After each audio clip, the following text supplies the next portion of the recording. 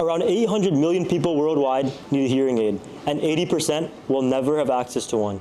The average cost of a hearing aid in the US is $4,700. When you understand how the ear actually processes sound, the anatomy, the mechanism, you realize you don't need 90% of what's in a hearing aid. And in the past 6 months, we found a solution, and it costs $1 to make. Just a few years ago, my grandpa needed a hearing aid. 1.5 years, he couldn't afford to get one. He couldn't even try to go get a hearing test. And once he got one, he went home and he took it off. There was too much frequency loss, there was too much noise that was in his ear, and he didn't like it at all. So how exactly does the ear work? So sound enters through the outer membrane of the ear, where it passes through the ear canal.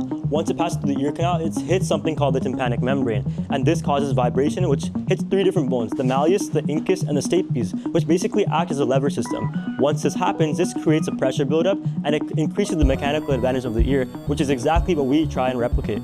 We spent weeks researching every single different type of sound amplification, and we realized that it was hidden in plain sight the whole time.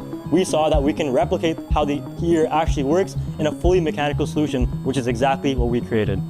There's been a lot of iterations and a lot of change, but we ended up getting to what we wanted.